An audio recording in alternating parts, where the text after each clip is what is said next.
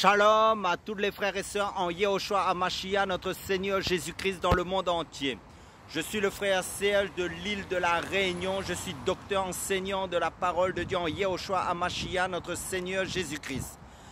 Salutations à tous ceux qui sont en Afrique, en Russie, en Europe, en Amérique, au Canada, que ce soit en Argentine, au Brésil, au Mexique, que ce soit ceux qui sont en Bulgarie, en Roumanie, en Suisse, en Italie, en Inde, que ce soit dans les pays asiatiques, que ce soit en Angleterre, au Portugal, en Espagne. Salutations à tous.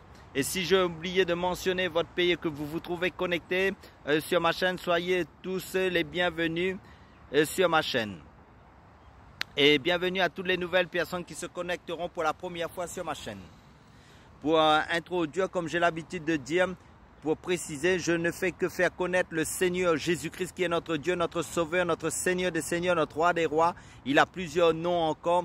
Et comme j'ai toujours dit, le temps ne suffirait pas pour décrire tous ces noms. Parce qu'il est la parole de Dieu, il est le Verbe, il est le Logos, il est le Shiloh, il est le chemin, la vérité et la vie, il est le pain de vie, il est la lumière, il est la sagesse infiniment variée de Dieu.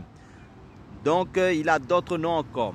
Donc, c'est pour édifier, c'est pour construire, c'est pour maintenir les frères éveillés dans la course en Christ, spirituellement, et pour consolider, pour affermir, pour fonder, pour semer la parole de Dieu dans la vie des personnes qui n'ont pas encore reçu le Seigneur Jésus-Christ aussi en tant que Sauveur et Seigneur de leur vie pour le salut de leur âme.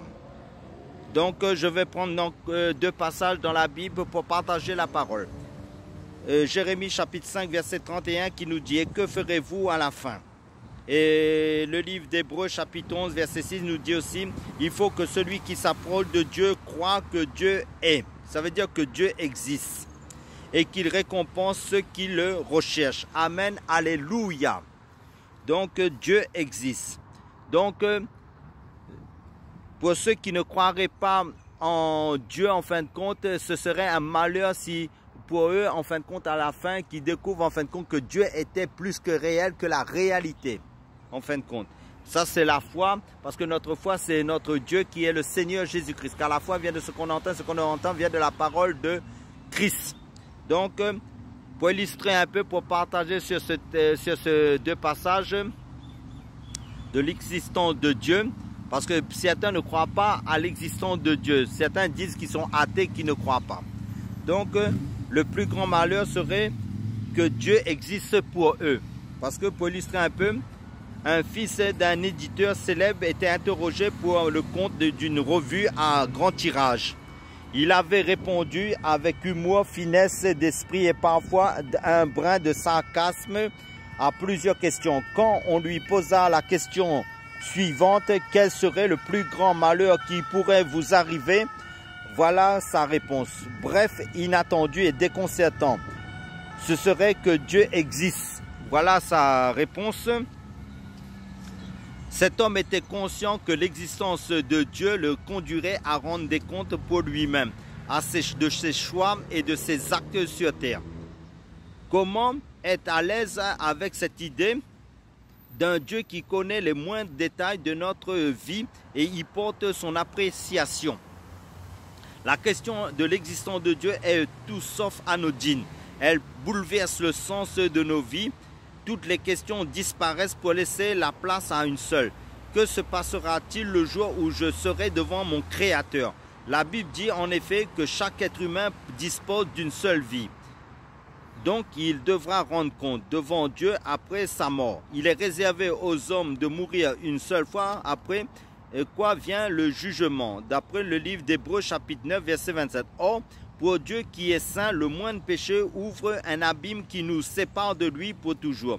Mais Dieu est aussi amour. Il fait grâce à celui qui croit en lui et à sa parole et met sa confiance dans le sang de Jésus-Christ, mort pour ses péchés sur la croix. Alors, pour le croyant en Jésus-Christ, l'existence de Dieu est au contraire une merveilleuse nouvelle.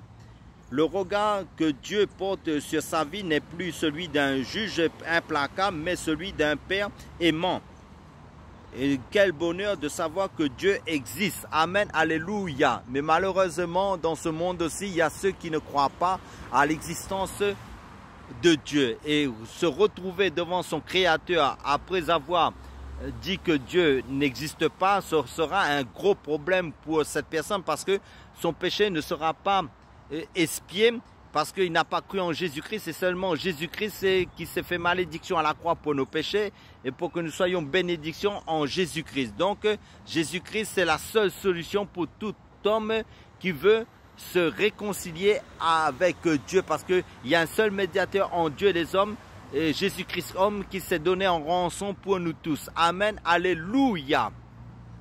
Il n'y a pas deux chemins, il n'y a pas trois chemins, il n'y a qu'un seul chemin qui est Jésus-Christ pour le ciel. Amen, alléluia. Et nous devons prendre ce passage qui est par le chemin, la porte étroite et resserrée, l'œuvre de la croix que Jésus-Christ a accomplie, et croire à l'œuvre de la croix du Seigneur Jésus-Christ. Amen, soyez tous bénis.